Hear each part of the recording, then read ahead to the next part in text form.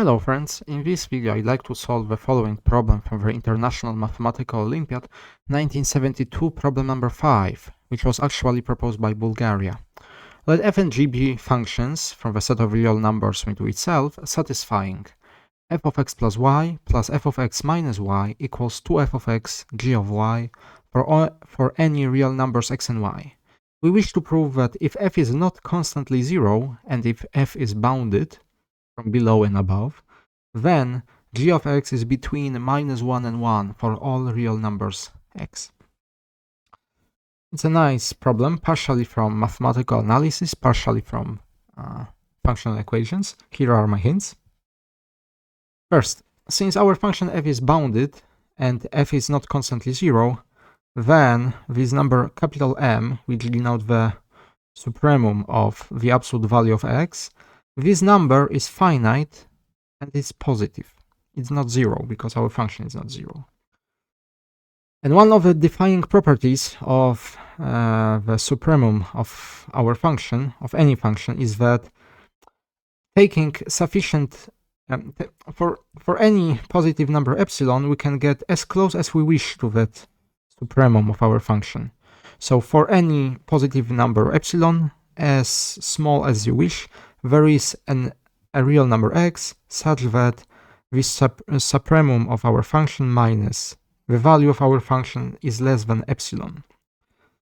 Also, the triangle inequality will be useful, which states that the absolute value of a plus b is less than or equal the absolute value of a plus the absolute value of b for all the real numbers a and b. Right? And the last hint, first, trying to find the bound for the absolute value of g of x using capital M and epsilon, and then you should take epsilon to 0, and you should be able to establish this bound of g. So we'll give this problem a try, and I will see you in just a minute.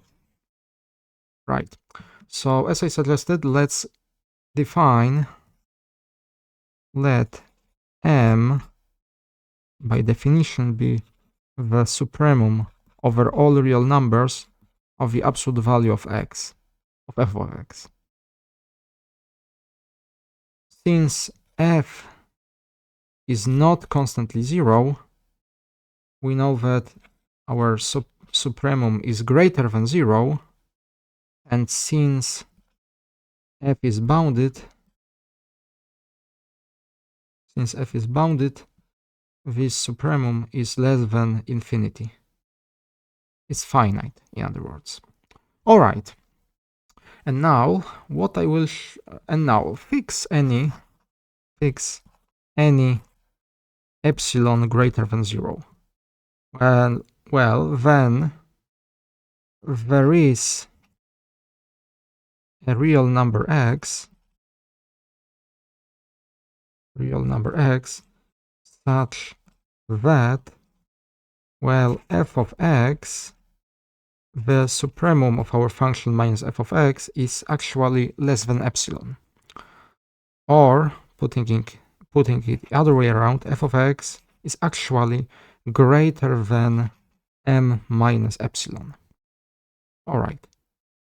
Sorry, absolute value is missing because we are taking the supremum over the absolute value of x, of f of x. And also, to be even more clear, I will take this number epsilon not only greater than 0, but also I will take it less than m, between 0 and m. All right. And now I will take my functional equation by our functional equation for any real number y independent of epsilon. We have the following, because x is dependent on epsilon, this x is dependent on epsilon, but y is not. So we have the following: the absolute value of f of x times the absolute value of g of y equals the absolute value of f of x plus y plus the absolute value of x minus y.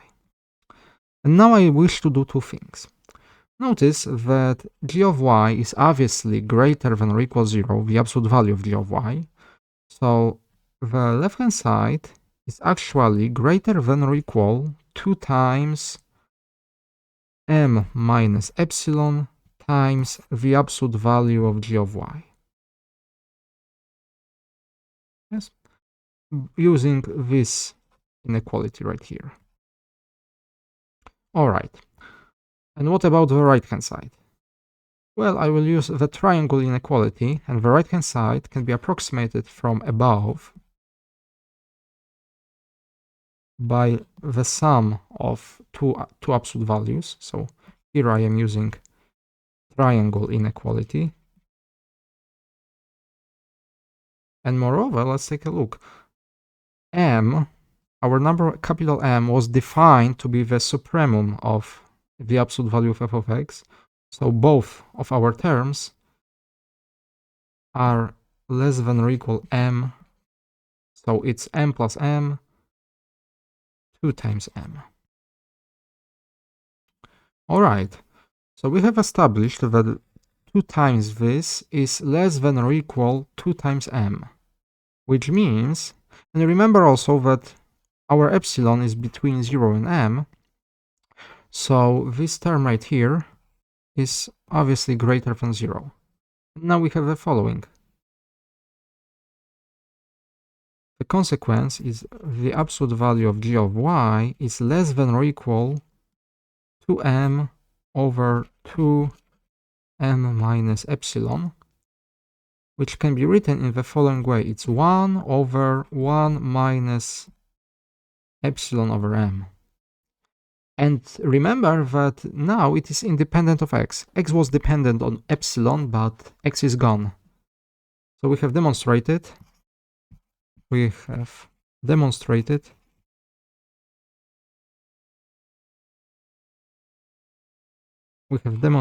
that for every epsilon between 0 and capital M, and for every real number y, the absolute value of g of y is less than or equal 1 over 1 minus epsilon over m, which is just perfect because now we will take epsilon to go to 0.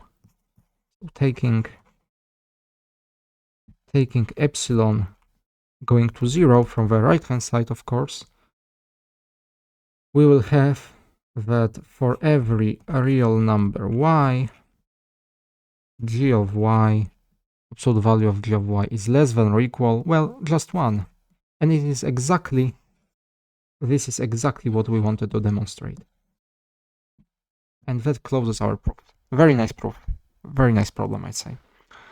By the way, one more remark before you go. In the original problem statement of this problem, in the original problem statement, there was further assumption that f is not only bounded, but bounded that f is between -1 and 1. But this assumption is superfluous.